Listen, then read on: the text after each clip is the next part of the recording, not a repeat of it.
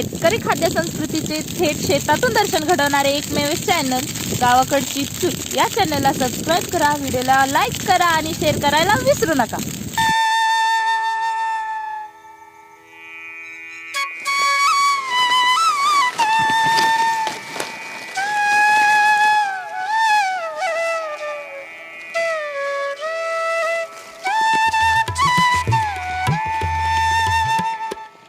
राम राम मंडळी, तुम्ही बघताय गावाकडची चूल हे यूट्यूब चॅनल। मंडळी का नाही, तुम्हाला कधी असं वाटलंय का की आज जेवण खूप जास्त झालंय आणि काय केल्या जेवण पचतच नाही हो। म्हणजे दिवसभर एवढा काम करतोय किंवा मी एवढे दिवस झालं व्यायाम करतोय, पण तरीसुद्धा जे खातोय का नाही ते पचतच नाही। असं जर कधी तुम्हाला झालं असेल तर बघा, ह्यो व्हिडिओ आहे का नाही तुमच्यासाठी असणार। हां, आता ह्याच्यामध्ये काय आहे नेमकं, एक सर्वसाधारण जर तुम्ही विचार केला तर कसं आहे, जेवण पचण्यासाठी ज्याप्रमाणे पाचक रसाची आवश्यकता असते, ज्याप्रमाणे आहारामध्ये विविध घटकांचा समावेश असणं गरजेचं आहे, दही तूप किंवा लोणी असणं गरजेचं आहे, त्याप्रमाणेच बघा काही घटक हे अत्यंत आवश्यक असतात। आता ते निसर्गात तुम्हाला कसे मिळतील याचा जर विचार करायचा म्हटलं तर बघा अनेक गोष्टींचा त्याच्यामध्ये अंतर्भाव केला जातो। हां, पण जर अशा काही गोष्टींमध्ये जर तुम्ही कधी दवाखान्यात गेला तर तुम्हाला डॉक्टर एक गोळी देतो बघा। कुठली गोळी? प्रोबायोटिक्स म्हणजे नेमकं आहे तरी काय, तर प्रोबायोटिक्स जे आहे ते तुमच्या पचनशक्तीला प्रेरणा देतं। आता निसर्गतः प्रोबायोटिक्सचे अनेक प्रकार आहेत, त्यातील एक प्रकार हा आज आपण बघणार आहे। कसं आहे तर प्रोबायोटिक्स जे आहे का नाही हे काय करतं माहिती आहे का, विटॅमिन जे आहे किंवा B12 विटॅमिन असतं ते B12 विटॅमिन जे आहे का नाही शरीरामध्ये शोषून घेतलं जातं, पण ते सहजासहजी शोषून घेतलं जात नाही, त्याला मदत करायचं काम हे प्रोबायोटिक्स करतं आणि म्हणून डॉक्टर लोक का नाही प्रोबायोटिक्सच्या गोळ्या देतात। सर्वसामान्यपणे किंवा शेतकरी कुटुंबामध्ये त्याची गरज भासत नाही, कारण मुळातच शेतकऱ्याचं काम कसं आहे, एकतर कष्टाचं काम आहे आणि असं जरी असलं तरी विविध घटकांचा आहारामध्ये अंतर्भाव केल्यामुळं का नाही त्या गोष्टीची गरज पडत नाही आणि म्हणूनच हा व्हिडिओ आज तुमच्यासाठी घेऊन आलोय। तर काय आहे नेमकं, माझ्या पाठीमागं बघा, हे बघा हे आंब्याचं झाड। आंब्याचं तुम्ही बऱ्याच वेळेला लोणचं खाल्लं असेल किंवा कैरीचं लोणचं खाल्लं असेल, हो, परंतु शास्त्रीय दृष्टिकोनातून ते लोणचं का खाल्लं पाहिजे आणि ते नेमकं कसं केलं पाहिजे हे आज आपण बघणार आहे। तर मगाशी मी तुम्हाला म्हटलं प्रोबायोटिक्स नेमकं तेच आहे बघा। याच्यामध्ये का नाही प्रोबायोटिक्स हे निर्माण होतं आणि हे जर आपण म्हणजे सहजासहजी जर आपण आहारामध्ये अंतर्भाव याचा करू शकलो का नाही तर उत्तम। बघा, तुम्हाला कधी कुठलं डॉक्टरकडे जायची गरज नाही, व्यायाम तुम्ही कमी करताय असं म्हणायची गरज नाही, मला काय काम जास्त झेपत नाही असं म्हणायची गरज नाही, सहजासहजी सगळी कामं होतात बघा।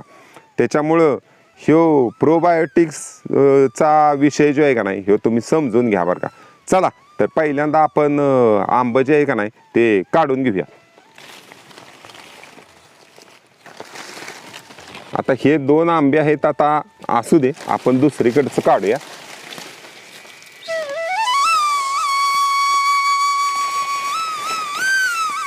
हां,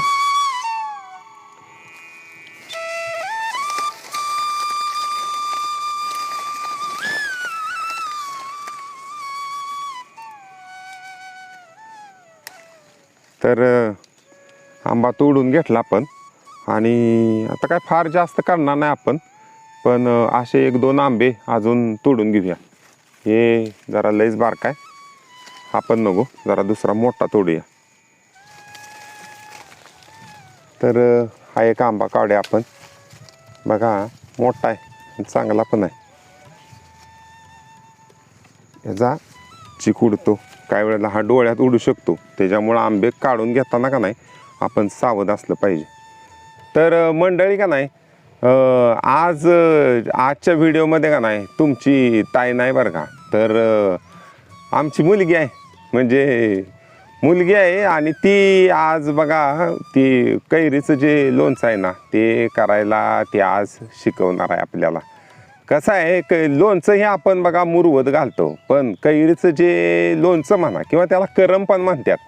म्हणजे आमच्या इकडच्या कोल्हापूरच्या भाषेत का नाही त्याला करम म्हणतात बघा.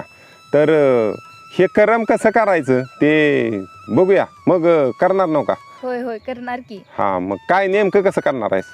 आपण ना कैरीचं लोणचं करायचं आहे, खरं मुरत घालायचं नाही. बर. म्हणजे जास्त ज्यांना इच्छा असती की लगेच आपल्याला लगेच केलं की लगेच खायला पाहिजे तसं आपण करायचं आहे. आज मुरत घालायचं नाही, त्यामुळे जेणेकरून आपल्याला लगेच मिळेल. म्हणजे ते चटपटीत म्हणतात तसं नव्ह का? होय होय तसंच. हां, तर बघा चटपटीत कैरीचं लोणचं कसं करत्या जरा बघूया.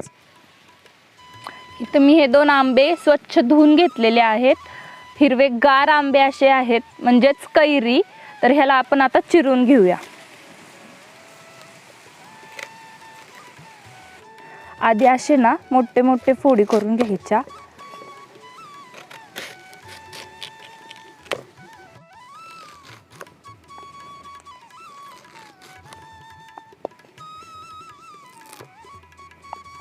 हे ना असे छोटे छोटे एकदम बारीक करायचे, जास्त मोठे पण ठेवायचे नाहीत.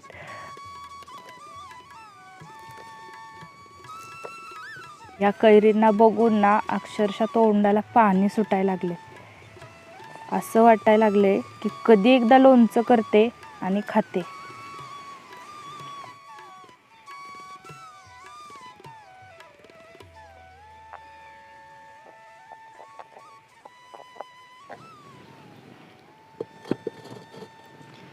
आता आपण ह्या मातीच्या भांड्यात लोणचं करणार आहे.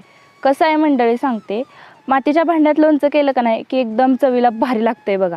म्हणजे कसं मातीच्या भांड्यातलं जे सत्व असते तेही लोणच्यात उतरतं. त्यामुळे इतकं छान आणि इतकी भारी फोडणी बसते ना त्याला की काही विचारायचं कामच नाही बरं का. मी का नाही 2 आंबे आपण काढलेले बघा, ते आता आपण चिरून घेतलेले आहेत. एकदम बारीक पण नाही आणि एकदम मोठे पण नाही, मीडियम फोडी अशा केलेल्या आहेत. आणि इथं मी मसाला घेतलेला आहे. तर इथं मी हिंग घेतलं आहे, लाल तिखट घेतलं आहे, जिरे घेतलेत, मोहरी घेतली आहे, थोडीशी हळद आणि म्हणजे कसं कैरी आहे का नाही ही आंबट असत्या बघा, म्हणजे गोड नसत्या. त्यामुळे त्याला थोडासा गोड किंवा आंबटपणा त्याच्या घालवण्यासाठी इथं मी घेतले साखर. चला तर आपण लोणचं करूया.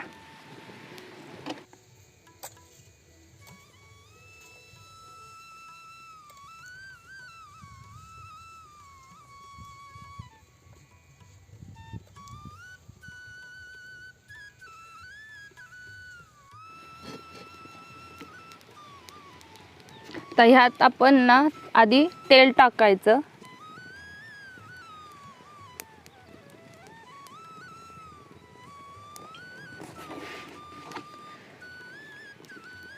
तेल आहे ना गरम होऊन द्यायचं चांगलं.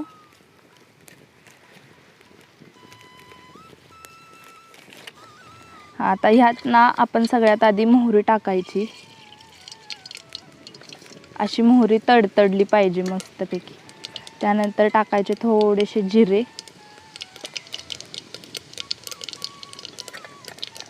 थोडं हिंग, त्यानंतर थोडीशी हळद, त्यानंतर टाकायचं लाल तिखट, 1 चमचा आणि ह्यात टाकायची मग साखर. कैरीचा आंबटपणा जाण्यासाठी साखर टाकायची. आणि हा आता आपला सगळ्यात महत्त्वाचा पदार्थ कैऱ्या. ह्यात पाणी वगैरे टाकायचं नाही, कारण पाणी टाकलं की हे शिजणार.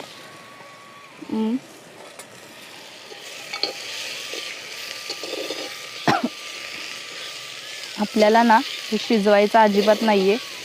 आंबे पाण्यात सुद्धा घालायचे नाहीत, कारण आंबे जरी पाण्यात जरी घातले तर पाण्याचं थोडा जरी थेंब म्हणलं ह्यात जर पडला तर आंबे शिजतात. आपल्याला आंबे शिजवायचे नाहीत. आंबे शिजले की ते चांगले लागत नाहीत. मग फक्त फोडणीत नुसतं हे असं मिक्स करायचं, जेणेकरून सगळी फोडणी तिखट किंवा हे मीठ लागेल. ह्यात ना मीठ नाही घातलं तरी चालतं, म्हणजे आंब्यावर राहिलं की आंबा कसा आहे, म्हणजे गोड आहे की आंबट आहे. असं आंबट असला तर मीठ टाकायचं नाही, गोड असला तर साखर कमी, मीठ टाकायचं, तिखट टाकायचं. आणि हे आता आपलं लोणचं झालेलं आहे. आता मी ह्याला उतरून घेते.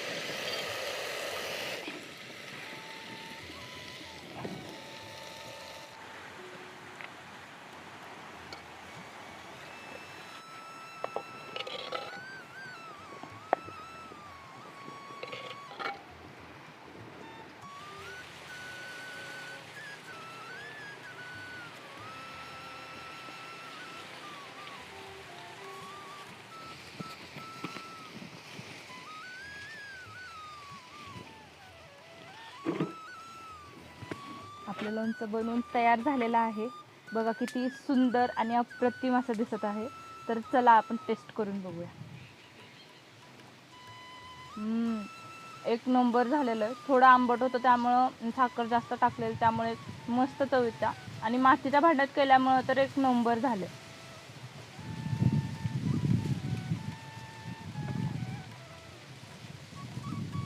तर मंडळी, तुमच्याकडे जर आंब्याची झाडे नसतील मला तर माहीत नाही आता तुमच्याकडे आहेत का नाहीत, पण जरी नसतील तरी बाजारात जाऊन मस्तपैकी कैऱ्या विकत आलेल्या आहेत त्या घ्या, असं लोणचं तयार करा. आणि हो, मातीच्या भांड्यातच करा, मस्त लागतं मातीच्या भांड्यात केल्यानंतर. तुम्ही खा, तुमच्या घरच्यांना मंडळींना पण खायला घाला. आणि हा व्हिडिओ कसा झाला, तुम्हाला कसा आवडला नाही आवडला हे नक्की कमेंट करून सांगा. लाईक करा, शेअर करा आणि सबस्क्राईब करा. धन्यवाद.